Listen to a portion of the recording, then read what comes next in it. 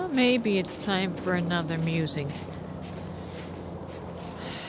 Facebook post by a friend this morning asked this interesting question that probably pertains to most of us and most of you that get to see my video. And the question is, why do we need a God? Why do we need an authoritative parental figure that we call God? Of course, that first and foremost, before any religious reason, that has a psychological reason. And this need is essentially an emotional need, and it is present in the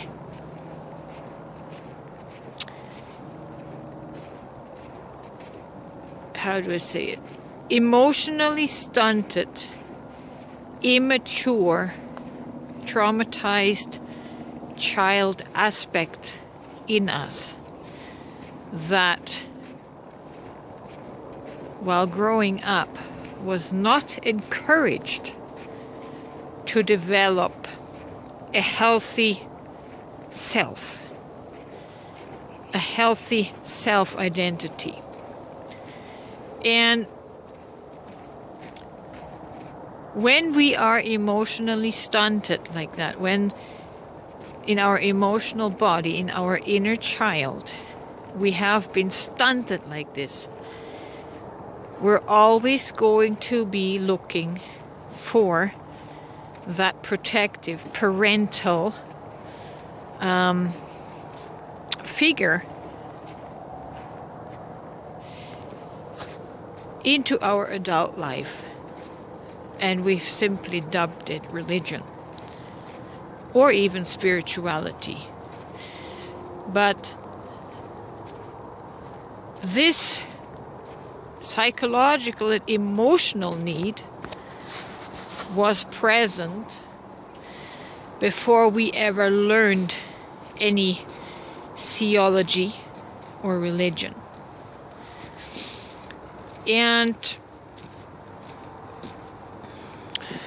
I even question, even as children, when we have out-of-body experiences, I do not call them reliable in the sense that they are absolute truth.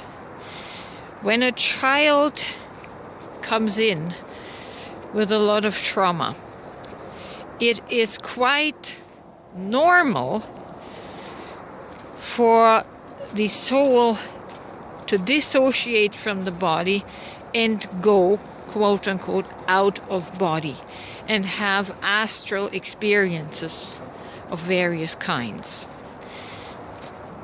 A lot of children experience the phenomenon of imaginary friends. Same principle. I believe that all of these apparitions and experiences are, in fact, emotionally and psychologically created.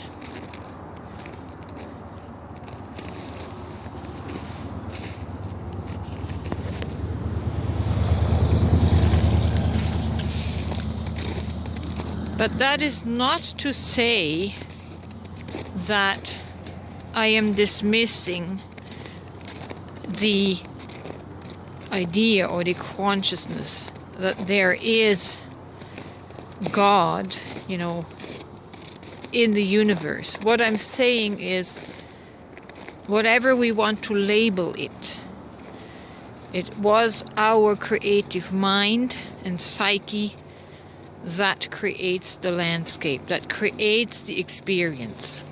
That's how powerful our soul is. After all, it was made in the image of God, right? So if God is the creative mind, naturally we will have that creative mind, but on a smaller scale. So what I'm saying, I'm not saying God doesn't exist or the concept of God doesn't exist. I'm saying that much, if not most, of our spiritual experiences are in fact created by our soul. And it's the adaptive ability to deal with stress and trauma. So ultimately it comes back to the disturbed psyche that is seeking reprieve, and either it'll go out of body into astral experiences to escape the pain body or the painful situation, or it will remain stuck and stunted in this religious need for a parent, right? In both situations, this needs to be addressed with soul therapy and shadow work, and these traumas need to be cleared so that we can become an autonomous self and stay present in this body, right? So I hope this helps, this explanation helps someone out there.